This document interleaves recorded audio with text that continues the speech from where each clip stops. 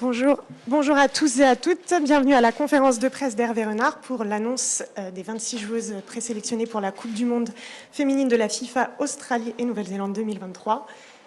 Hervé. Bonjour à toutes, bonjour à tous. C'est un plaisir d'être devant vous. Enfin, le jour où on va dévoiler un peu les premiers plans pour se projeter sur cette Coupe du Monde 2023.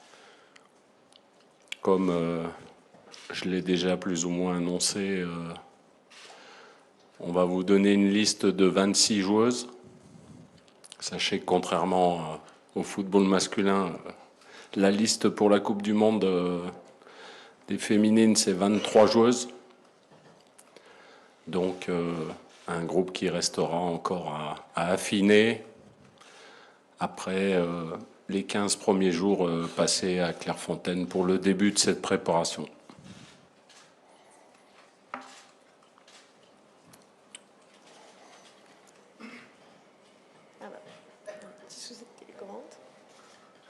C'est la technique. Oui. C'est la verte.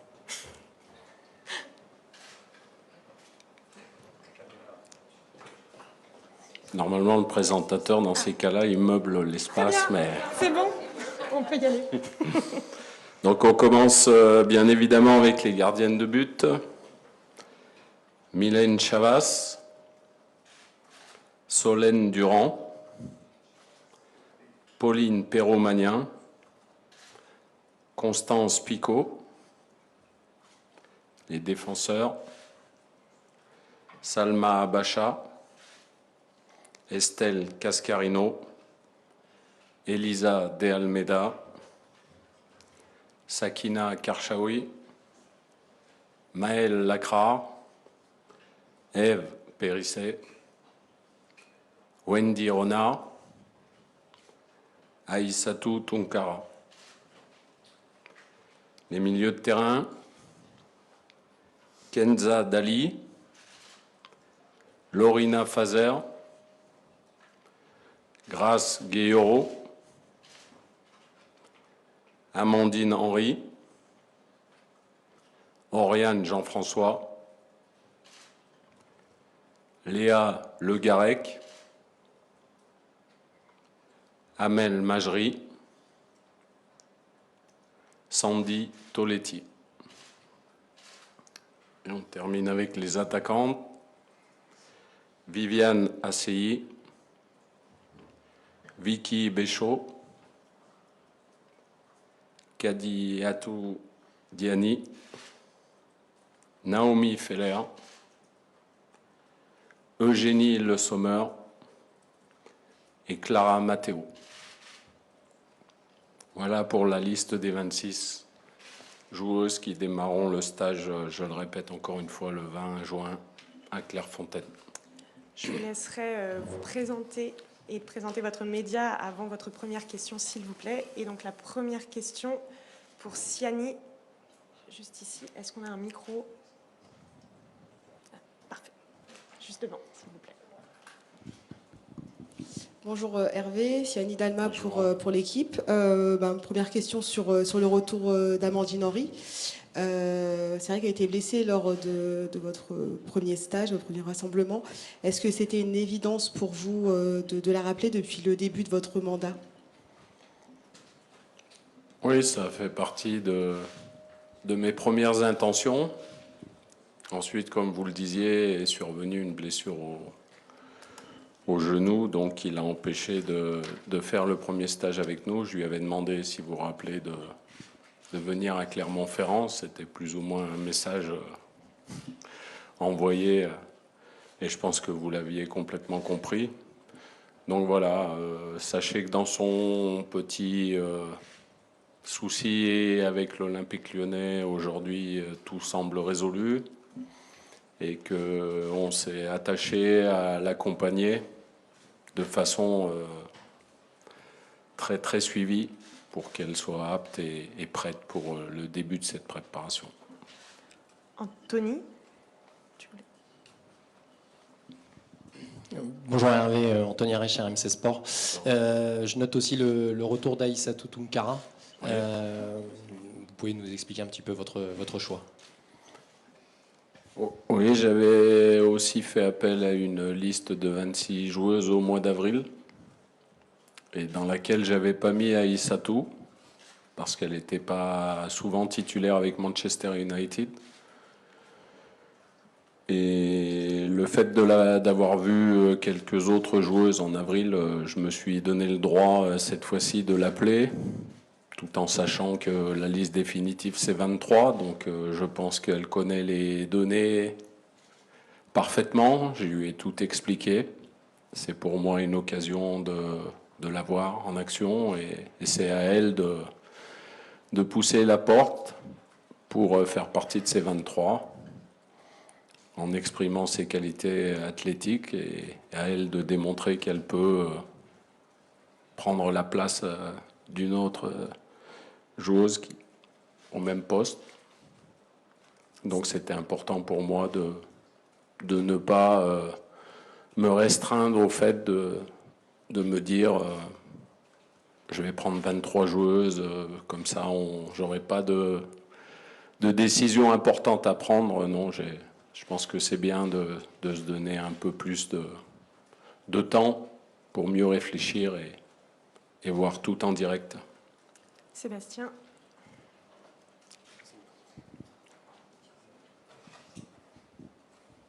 Bonjour Hervé, Sébastien Nieto pour Le Parisien. Est-ce qu'on peut avoir un point sur l'état de santé de Khadijatou Diani? Comment elle va? Quel est son programme jusqu'au rassemblement? Est-ce qu'elle travaille plus que les autres? Et est-ce que vous êtes absolument sûr de l'avoir dans les 23 début juillet? Merci. Je pense qu'elle a communiqué elle-même. Elle a repris la course début de semaine dernière, je crois. Donc il reste encore un petit peu de temps. Donc elle aura bien sûr un programme personnalisé comme toutes les joueuses. Vous savez qu'elles ont été en vacances pour la plupart, et celles qui jouaient dans le championnat français le 27 mai.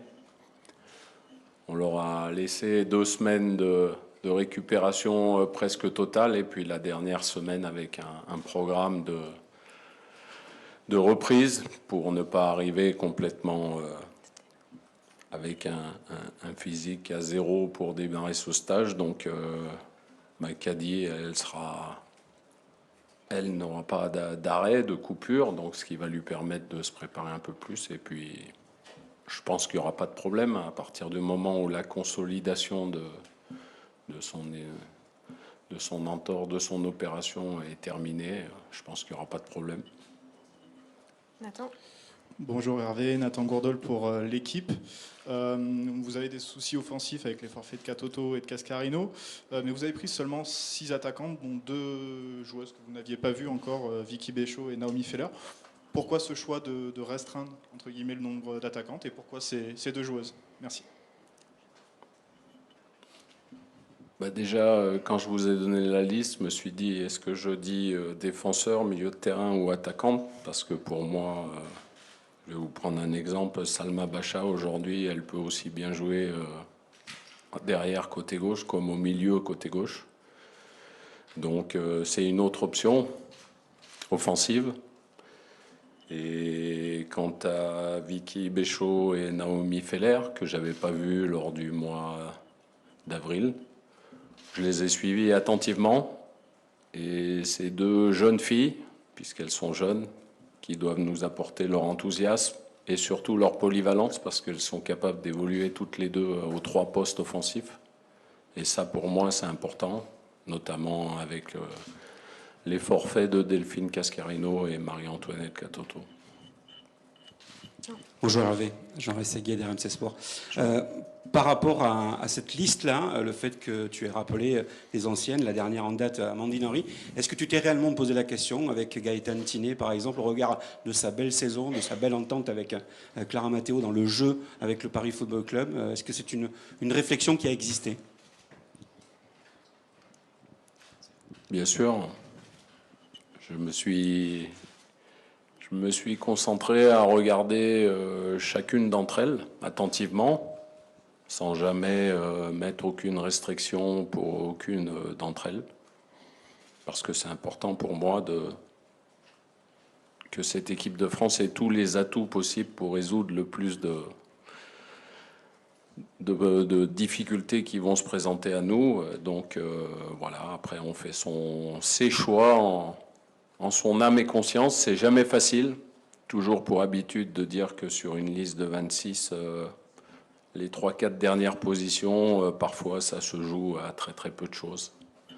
Et on espère bien sûr toujours faire le bon choix, tout en pensant à celles qui ne sont pas dans cette liste, parce que c'est encore plus difficile pour elles.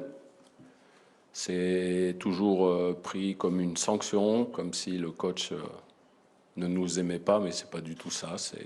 C'est des choix sportifs, c'est comme ça. Mais d'ici le début de notre compétition, et ce jusqu'à 24 heures avant le premier match, on est capable de changer une liste, que ce soit surtout au niveau des blessés. Donc il faut qu'elles se tiennent prêtes, même pour celles qui sont en dehors, même si c'est difficile de l'admettre. Hervé, bonjour.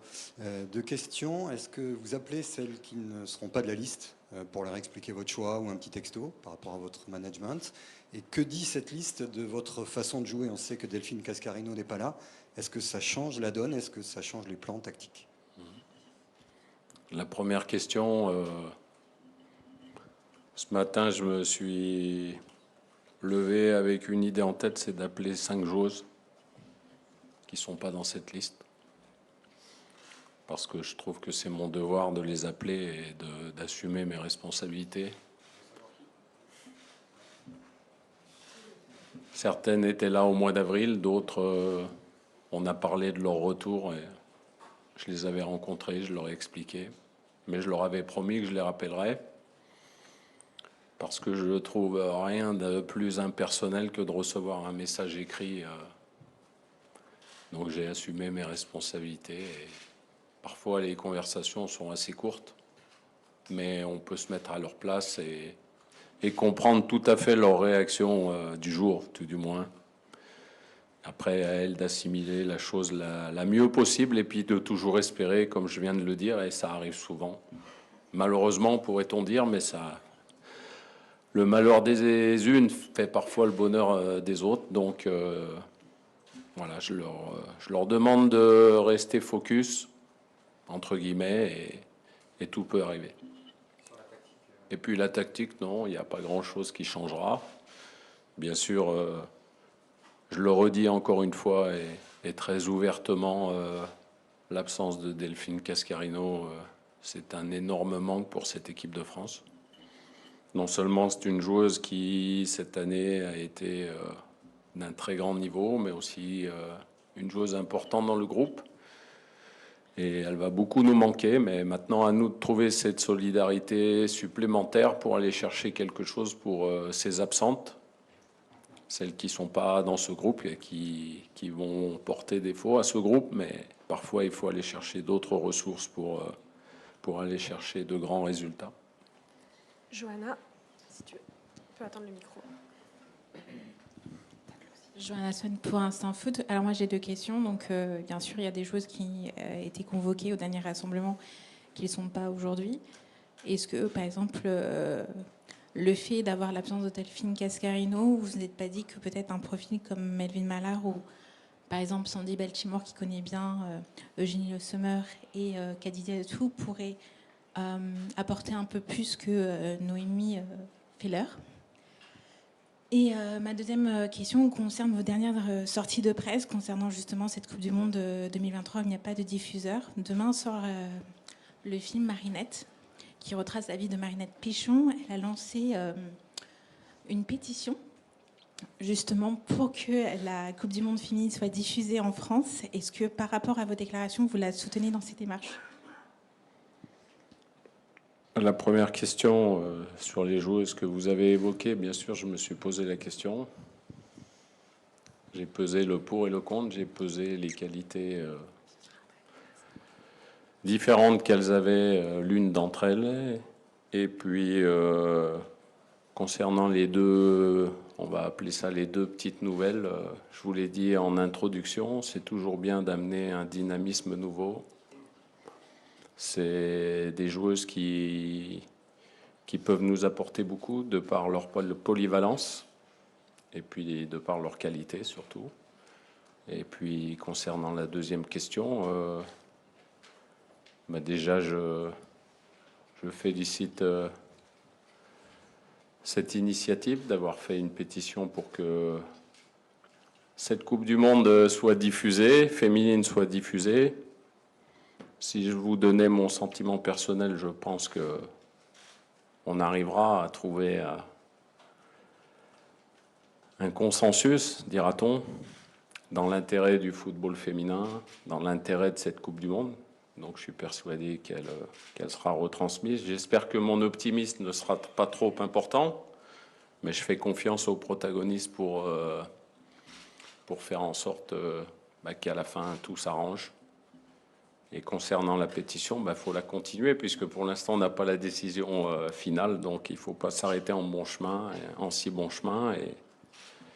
Et merci d'avoir pris cette initiative. Bonjour Hervé, Xavier Montferrand de Radio France au fond, sur votre droite. Pardon. Juste pour continuer simplement sur les droits télé, ça pourrait bouger cette semaine. Jean-Michel Aulas en a parlé d'ailleurs en début de semaine, que cette semaine en tout cas pourrait être décisive.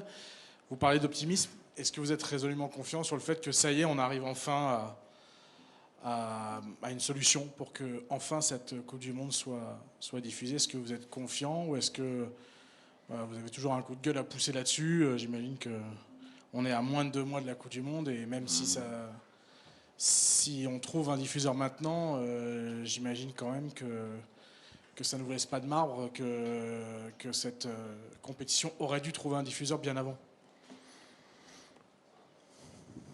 Bien sûr qu'on aurait dû le trouver bien avant, mais on ne va pas refaire le passé. Aujourd'hui, on va se focaliser sur le présent et le futur. Donc, espérons que la semaine qui arrive, comme vous venez de le dire, soit très positive.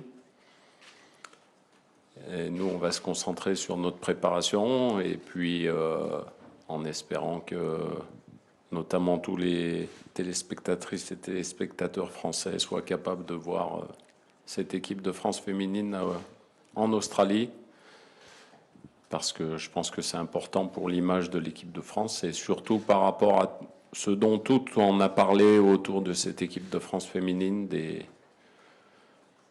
d'une meilleure communication, une meilleure visibilité. Donc c'est important qu'elle soit retransmise. Ouais. C'est même capital pour le football féminin français. Bonjour Hervé, Clément, ici devant vous. Du Média Footeuse, vous avez choisi d'appeler Solène Durand 4e gardienne. Ma question elle est simple, vous aviez fait tourner en plus au niveau des gardiennes lors du premier rassemblement que vous avez dirigé. Est-ce que Solène Durand est la 4e gardienne ou est-ce qu'il peut y avoir un turnover comme vous l'avez fait, vous êtes disiez en conférence de presse lors de France-Canada à la fin du match qu'il n'y avait pas forcément de hiérarchie pour l'instant. Est-ce que vous avez évolué? Est-ce que tout est possible au niveau du poste de gardienne? Merci.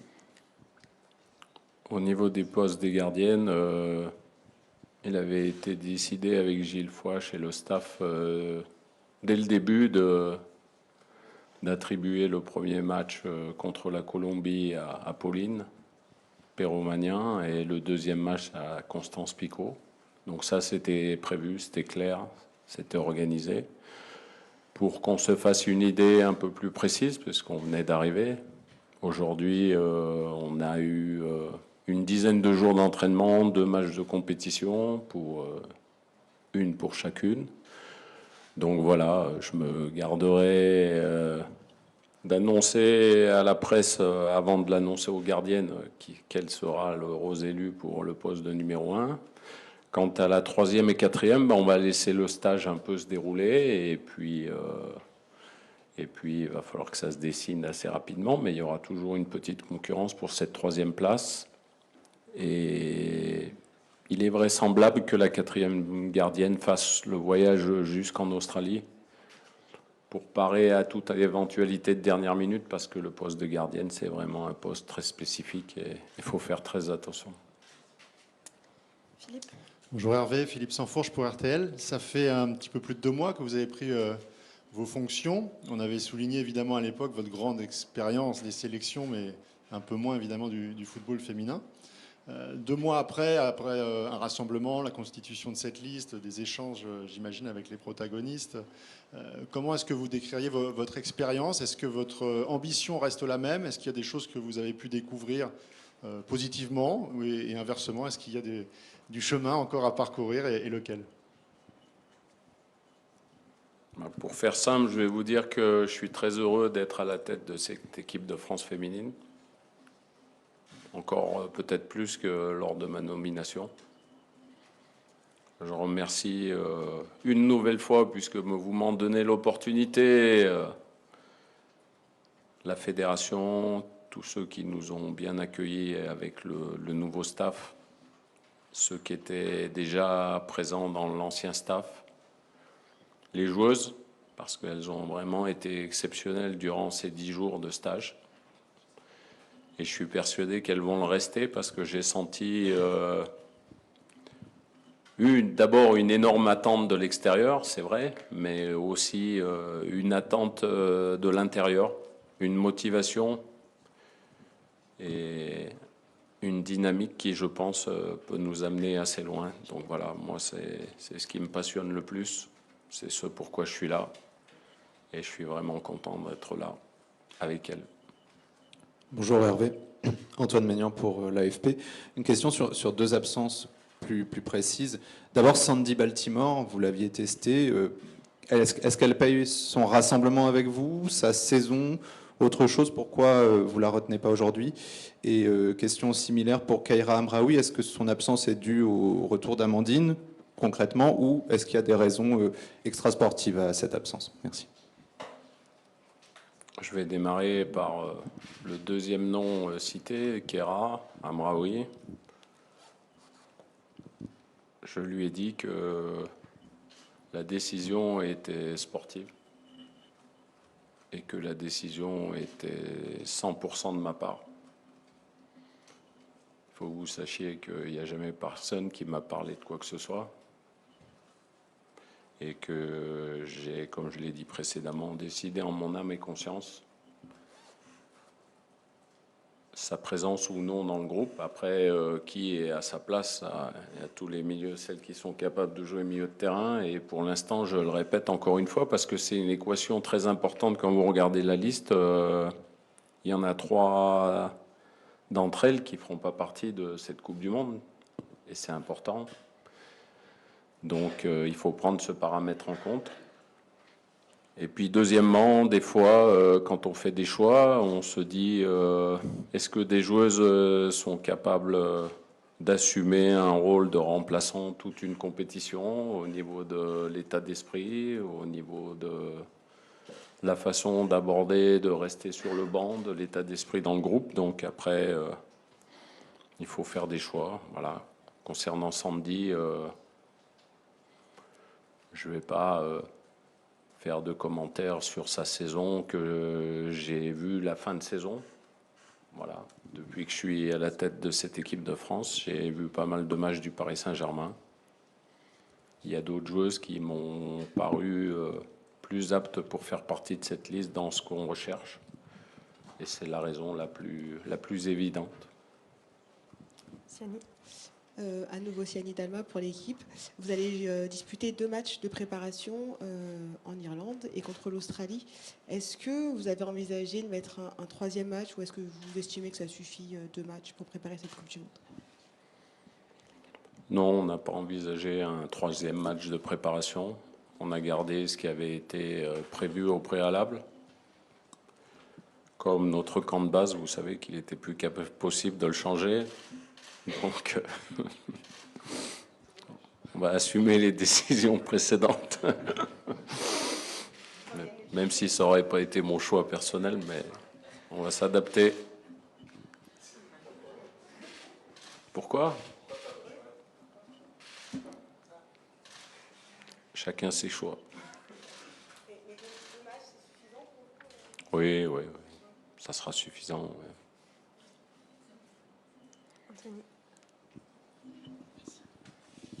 Oui, Hervé, toujours Anthony Reich, RMC Sport.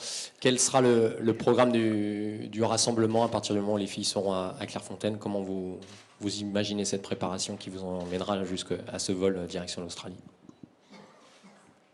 Le staff technique a énormément travaillé sur cette préparation. Je peux vous dire que tout est organisé, tout est millimétré à l'heure près, on va dire, parce que vous savez qu'il y a beaucoup de... Et à la fois les entraînements, la vie en dehors des entraînements, la communication. Quoi que vous en pensiez, on passe beaucoup de temps à se consacrer à la communication. Donc, mais ça fait partie de notre métier. Et des joueuses aussi, de leur métier. Donc voilà, ça sera un programme très chargé, avec 2 breaks qui sont importants, notamment en fin de semaine, pour que les joueuses, avant de partir loin de leur France bien aimée, de se régénérer un petit peu en famille, près des proches, et puis se retrouver pour ce match en Irlande qui, je le rappelle, viendra au terme de ces 2 premières semaines à Clairefontaine, avant de décoller pour l'Australie le 8 juillet. Oui, Hervé, toujours Sébastien Nieto pour Le Parisien. Vous me tendez la perche sur la vie de famille. Comment va se passer cette fois le rassemblement pour Amel Majri et son enfant? Et deuxième petite question, il y a des joueuses importantes qui sont en fin de contrat dans leur club. Est-ce que, comme Didier Deschamps, vous avez envie qu'elles règlent ce problème avant le rassemblement? Merci. Ça serait bien que les situations contractuelles soient réglées le plus rapidement possible, oui, mais elles ne font pas toujours comme elles veulent, puisque cette période des transferts, les joueuses sont officiellement sous contrat encore jusqu'au 30 juin, à part Amandine Henry. Et donc, il va falloir qu'elle trouve un point de chute rapidement pour le 1er juillet. Donc ça, on espère que ça perturbera pas trop leur préparation. Et puis pour Amel, la fédération fera en sorte que tout soit parfaitement bien organisé pour qu'elle puisse être accompagnée de son enfant. Voilà. Dans le laps de temps du mois d'avril à maintenant, il n'y en a aucune qui ont fait d'autres enfants. Donc ça va.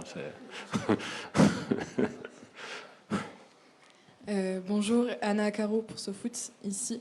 Il y a plusieurs joueuses qui sont absentes de ce rassemblement en raison d'une blessure au ligament croisé. C'est le cas de 3 joueuses notamment en équipe de France. Est-ce que c'est quelque chose qui vous inquiète? Parce que ça ne concerne pas seulement l'équipe de France, ça concerne aussi pas mal d'autres sélections. Et qu'est-ce que vous allez mettre en place, vous, pour éviter qu'il y en ait d'autres peut-être pendant le mondial? Parce qu'on sait que Katoto a perdu l'Euro l'année dernière en raison de cette blessure. Merci. Moi, je vais m'efforcer d'écouter le staff médical. C'est eux les premiers concernés, parce que c'est vrai qu'il y a beaucoup de blessures dans le football féminin au niveau des genoux, des ligaments. Donc il va falloir y réfléchir certainement beaucoup plus. Je crois que c'est la coach de Chelsea qui est très proche de ces aspects-là du football féminin, avec les caractéristiques différentes que les femmes ont lorsqu'elles jouent au football. Donc il va falloir s'y pencher très très vite, parce que ça devient assez important, et il faut qu'on soit très très vigilant par rapport à ça. Oui, là-bas, Julien Froment, Radio France, bonjour. Hervé, il y a des nouvelles têtes, il y a des absences, il y a des joueurs expérimentés, des joueurs un petit peu moins expérimentés. Est-ce que l'ambition reste intacte pour ce mondial, pour les Bleus, à savoir viser à minima un dernier carré? Merci beaucoup. L'ambition est toujours la même. C'est un groupe qui, à mon avis, avait besoin un petit peu de régénérescence. Voilà. Ça fait partie des fois des stratégies. Est-ce qu'elle est bonne, est-ce qu'elle n'est pas bonne? Ça, on aura la réponse si on est qualifié dans un premier temps pour les demi-finales de ce mondial. Bonjour Hervé, Julien Babou M6, c'est un peu la continuité de cette question. Comment passer ce cap? C'est aussi l'une de votre missions à la tête d'une équipe de France qui a longtemps été championne du monde, oui, mais des matchs amicaux. Ce qui me réconforte dans vos propos, c'est qu'on disait la même chose du football masculin pendant longtemps. Et qu'un jour, j'emploierai pas le terme, mais on a réussi à faire basculer la tendance. Et puis depuis, quand même, c'est une grande réussite. Donc on attend ce déclic dans le football féminin et on espère qu'il va venir le plus rapidement possible. Et on va prendre la dernière question avec Nathan. Oui, Nathan Gourdol pour l'équipe. Sur votre ligne offensive, vous l'avez dit, vous avez opté pour beaucoup de polyvalence. L'an dernier, à l'Euro, après la blessure de Katoto, il y a eu un vrai problème au poste d'avant-centre. Voilà, le précédent staff a un peu tergiversé.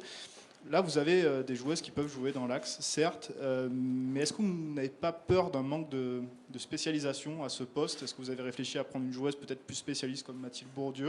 Est-ce que c'est rentré en ligne de compte dans votre réflexion? Quand je regarde la liste, j'ai 6 attaquantes et 6 qui peuvent jouer dans l'axe. Ça devrait être suffisant normalement. Et elles sont pour la plupart également capables de jouer sur les côtés aussi. Et puis, quand on a Eugénie Le Sommer, c'est ce qui, je pense, se fait de mieux dans une surface de réparation au niveau français.